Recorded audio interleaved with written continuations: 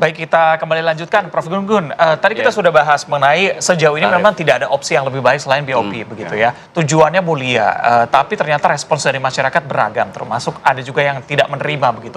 Dengan datangnya Presiden Prabowo ke beberapa tempat, termasuk di Timur Tengah, apakah ini bisa dengan cepat merubah respons dari masyarakat? Saya tidak yakin dengan cepat mengubah persepsi, karena persepsi itu sendiri selalu ada di 3 tahap. Stage of brainstorming, perbincangannya dulu, baru stage of consolidation, mengonsolidasikan diri menjadi pro kontra, baru solid. Jadi pasti tidak cepat. Tetapi memang wajar. Kenapa saya bilang wajar? Ini butuh penjelasan lebih rinci dan lebih membumi di dalam negeri.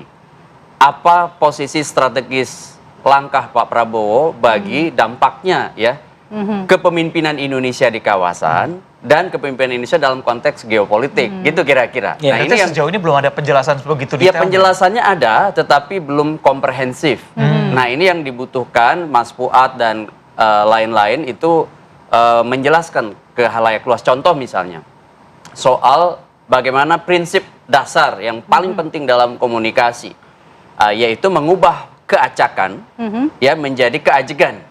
Nah, ini penting karena kalau misalnya acak bisa seperti yang Mas Reja tadi sampaikan, BOP ini akhirnya kemudian disalahpahami. Posisi Indonesia di tengah supremasi ya kuasa negara-negara besar seperti Amerika gitu. Nah, jangan sampai kemudian terkesan kita menjadi subordinat, iya kan, dari posisi kehadiran Indonesia dalam konteks isu ini gitu, yang awalnya two-state solution menjadi kemudian berubah arah. Nah, ini yang kemudian bisa jadi bola liar dan sekaligus melahirkan ketidakpastian dan ketidaknyamanan, uncertainty, anxiety dalam konteks komunikasi. Dan kalau itu muncul, maka yang riskan sebenarnya bukan hanya ya posisi Pak Prabowo, tetapi konteks Indonesia di persepsi dunia gitu, termasuk juga tentu publik Indonesia sendiri.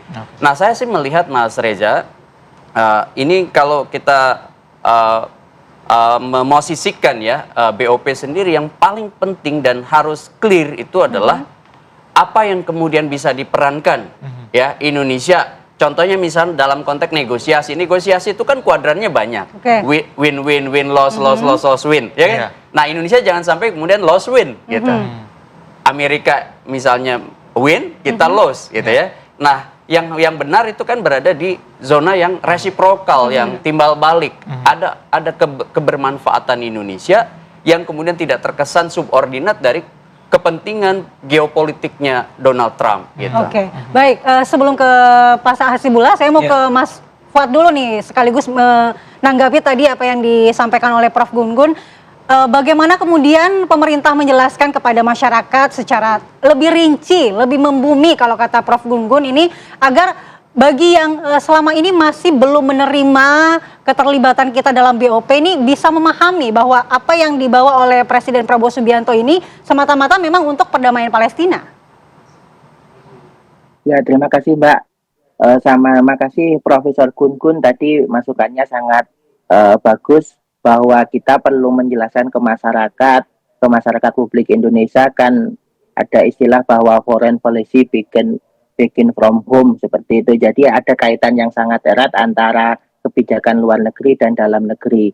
Yang pertama saya ingin garis bawahi, Indonesia itu dan dalam hal ini pemerintah memandang bahwa isu Palestina itu bukan sekedar persoalan kawasan atau isu internasional semata, tapi adalah mandat konstitusi yang menegaskan komitmen bahwa bangsa Indonesia terhadap kemerdekaan Palestina, keadilan dan penolakan terhadap segala bentuk penjajahan. Jadi keterlibatan Indonesia dalam World of Peace itu sendiri adalah wujud nyata dari komitmen Pak Presiden Prabowo dan pemerintah untuk ikut serta menjaga perdamaian dunia dan mendukung kemerdekaan Palestina itu.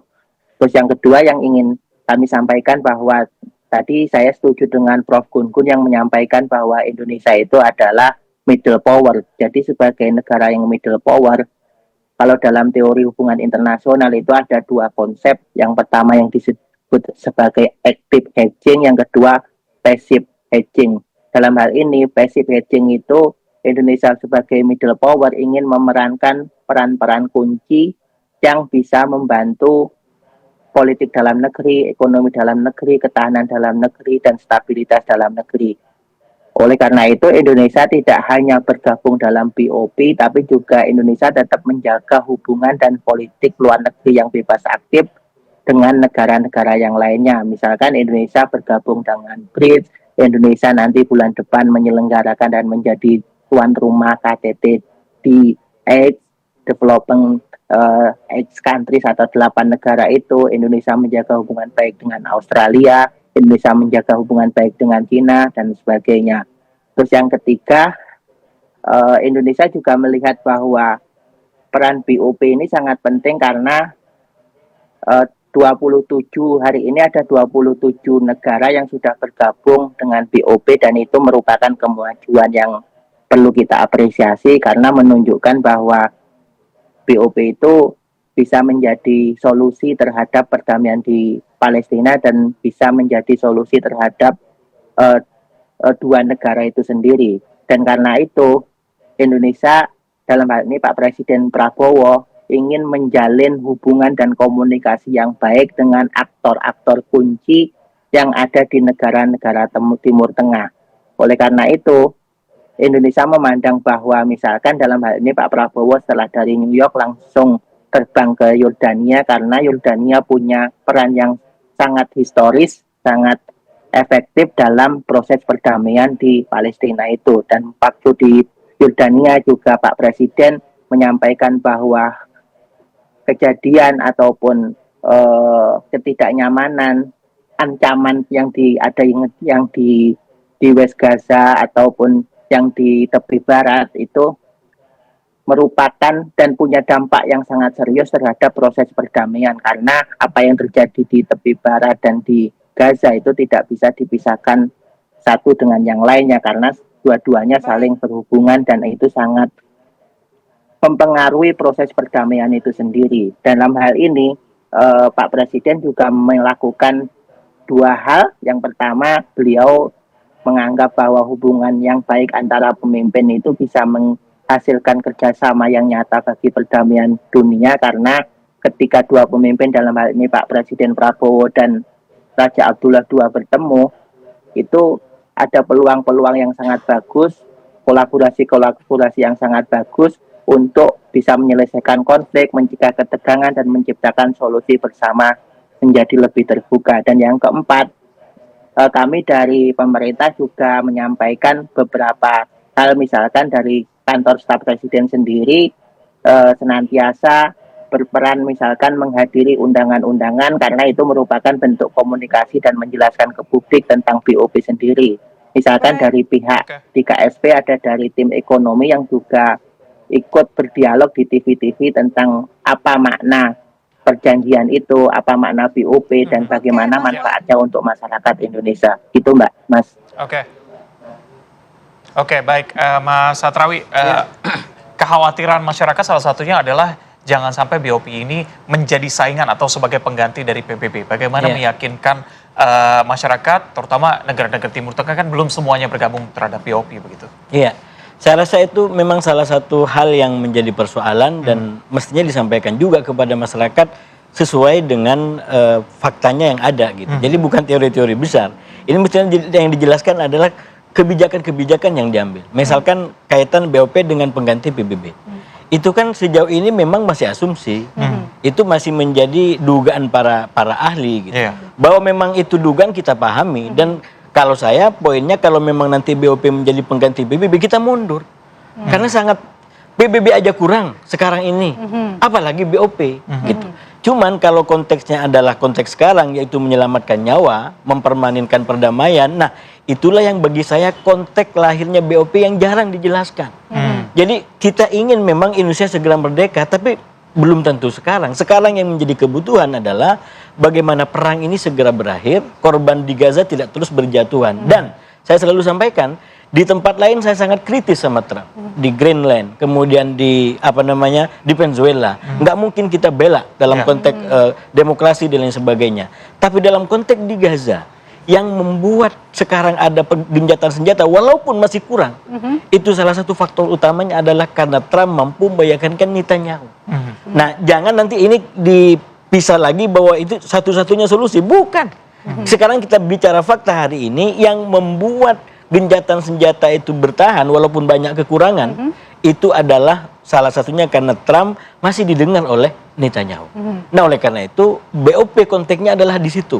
Oke. Jangan langsung dibawa kepada idealisme utuh bahwa ini akan bikin kemerdekaan Palestina dan tidak nyambung di antara latar belakang Trump dengan perdamaian. Itu lain hal bagi saya. Kita harus bicara tentang satu dengan satu konteksnya. Sekali lagi BOP konteksnya adalah untuk bagaimana genjatan senjata bisa permanen. Persoalannya kembali kepada kebijakan tadi, hal-hal begini kurang dijelaskan. Jadi akhirnya masyarakat mendapatkan gambaran, oh BOP akan jadi pengganti PBB. Iya, atau nyari informasi dari tempat lain yang Di belum tempat tentu lain betul. gitu, dan masyarakat kita hampir bulat saya selalu sampaikan mendukung kemerdekaan Palestina. Jadi mereka akan sangat senang kalau pemerintah kita mendukung Palestina, mendukung kemerdekaan Palestina dan menghentikan Israel. Sekali lagi, siapa yang bisa menghentikan Israel hari ini?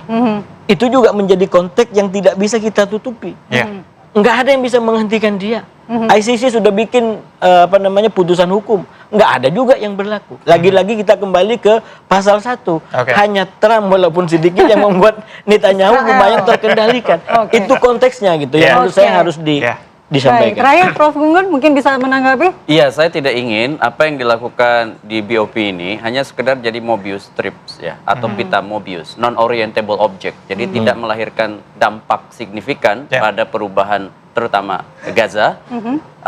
Dengan tadi akses kemanusiaan dan diplomasi kawasan yang dilakukan itu tidak kemudian hanya sekedar menjadi pacuan lintasan elit Oke.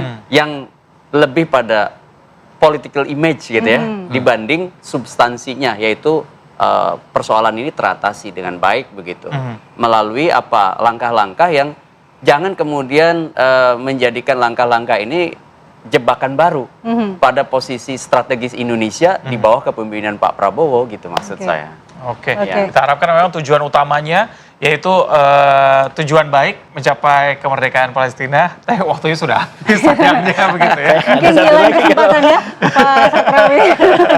Baik, terima kasih Prof. Gunggun, Ya, terima kasih. Hasibullah dan Sama-sama. juga Mas Fuad sudah bergabung di Apa Kabar Indonesia Pagi. Nah,